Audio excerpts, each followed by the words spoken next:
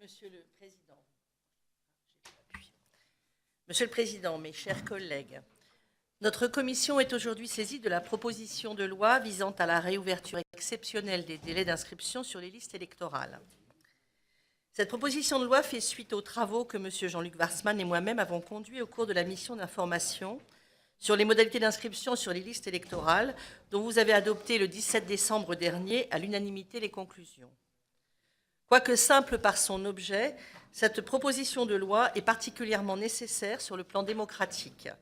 Il s'agit d'adapter notre calendrier d'inscription sur les listes électorales au report exceptionnel de mars à décembre prochain des élections régionales, afin de permettre un exercice satisfaisant du droit de vote dans notre pays.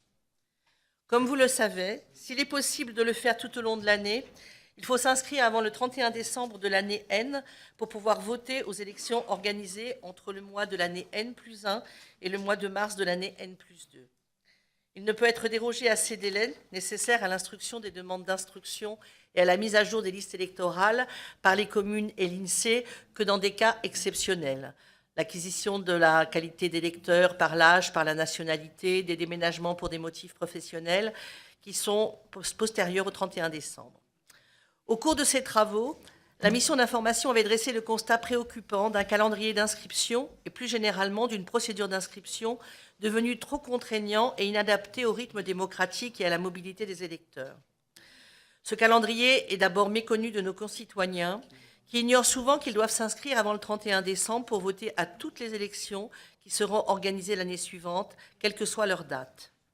Certaines communes mènent des campagnes de communication rappelant cette règle. Mais cette information, inégale sur le territoire, arrive souvent trop tard pour qu'un maximum d'électeurs fassent la démarche d'inscription. Avec la dématérialisation de la procédure d'inscription sur monservicepublic.fr, il est certes possible depuis 2009 de s'inscrire en ligne sans se déplacer en mairie, ce qui constitue un allègement de la démarche. Mais des progrès restent à faire pour généraliser cette procédure à l'ensemble du territoire. Ce calendrier est par ailleurs inadapté à la mobilité résidentielle des électeurs. En effet, entre deux révisions des listes électorales, de nombreux électeurs changent de domicile et pour des motifs qui ne sont pas seulement professionnels, ce qui ne leur permet pas de changer de commune d'inscription électorale en dehors de la période de révision des listes.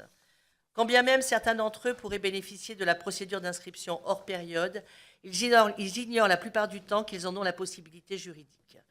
Ils ne font donc aucune démarche en ce sens, attendant la révision de l'année suivante pour régulariser leur inscription.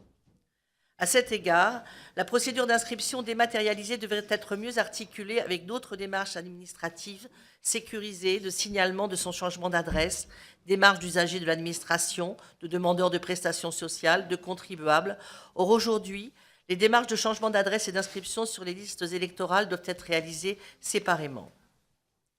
Ce calendrier est enfin décalé par rapport au rythme des échéances électorales. La clôture des inscriptions au 31 décembre intervient généralement plusieurs mois avant la tenue des scrutins organisés entre les mois de mars et juin de l'année suivante. Les personnes auditionnées par la mission d'information avaient ainsi estimé que 3 millions de nos concitoyens n'étaient pas inscrits sur une liste électorale et que 6,5 millions étaient mal inscrits, c'est-à-dire inscrits dans un bureau de vote ne correspondant plus à leur lieu de résidence effectif.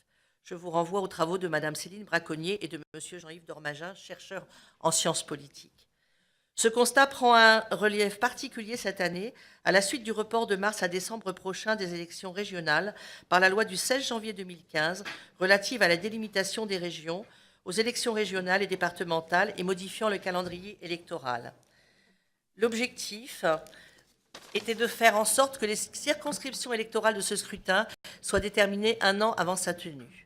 Je vous rappelle à titre de comparaison historique que la dernière fois qu'une élection générale a été organisée au mois de décembre, c'était il y a 50 ans, en 1965, pour la première élection au suffrage universel direct du président de la République. Sans modification du droit existant, ces élections se feraient sur les listes arrêtées en début d'année 2015 et sur la base des demandes d'inscription déposées avant le 31 décembre 2014. Seuls auraient pu être ajoutés à cette liste les jeunes qui atteignent l'âge de 18 ans avant les régionales, qui bénéficient de la procédure d'inscription d'office, et à leur demande les personnes qui acquièrent la qualité d'électeur et celles mutées pour un motif professionnel dans le courant de l'année 2015. Dans ces conditions, les listes électorales se trouveraient en quelque sorte figées, hors cas d'inscription dérogatoire, près de 12 mois avant l'organisation des élections régionales. En outre, la loi ayant reporté la tenue des élections régionales n'est entrée en vigueur qu'en janvier 2015, soit après la clôture du délai d'inscription sur les listes électorales. Cette situation serait d'autant plus inacceptable que de nombreux électeurs ayant déménagé durant l'été 2015 iront s'inscrire dans le courant du mois de septembre 2015 en s'attendant pouvoir participer au scrutin de décembre 2015. Ils ne comprendraient pas que cette possibilité leur soit refusée pour des motifs de calendrier d'inscription. En conséquence, avec mes collègues du groupe socialiste, républicain et citoyen, il nous est apparu nécessaire et urgent d'adapter notre calendrier d'inscription à cette reconfiguration du calendrier électoral. La présente proposition de loi reprend la recommandation numéro 1 de la mission d'information tendant à ce que des dispositions exceptionnelles soient prises afin de tirer les conséquences du report des élections régionales à la fin de l'année. Les objectifs poursuivis par ce texte sont, je le crois, partagés par tous ici, répondre à l'exigence démocratique de participation du plus grand nombre aux élections et améliorer ponctuellement l'exercice du droit de vote et de la citoyenneté dans notre pays.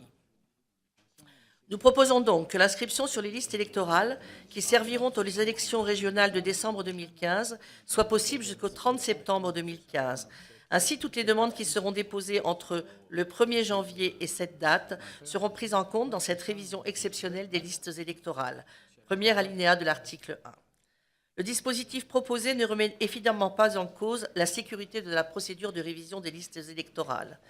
Il laisse inchangées les conditions de forme et de fond nécessaires à l'inscription, ainsi que les règles relatives à l'établissement des listes électorales par les commissions administratives communales, avec l'aide de l'INSEE et sous le contrôle du juge. Deuxième alinéa de l'article 1. 2 mois sépareront la clôture de ce nouveau délai d'inscription et l'entrée en vigueur des listes électorales ainsi révisées, comme c'est déjà le cas aujourd'hui. Ce délai est suffisant pour permettre aux commissions de révision d'instruire les demandes d'inscription et de dresser les listes, ainsi qu'aux électeurs et aux préfets de porter contre ces opérations toute contestation utile devant le juge compétent. Pour le reste, la matière relevant largement de la compétence du pouvoir réglementaire, un décret en Conseil d'État apportera toutes les précisions nécessaires à la mise en œuvre concrète de cette procédure de révision exceptionnelle. Article 2. Les auditions que j'ai menées m'ont permis de m'assurer que les principaux acteurs de la procédure seraient en mesure de s'adapter à cette nouvelle règle dans les délais impartis, AMF, INSEE. Je vous inviterai donc à adopter cette proposition de loi qui, vous l'aurez compris, s'inspire d'une exigence démocratique forte dans l'attente, je l'espère, d'une réforme plus globale de notre procédure d'inscription sur les listes électorales, telle que M. Jean-Luc Warsmann et moi-même l'avons envisagée dans notre rapport d'information en décembre dernier. Merci beaucoup, Madame la rapporteure.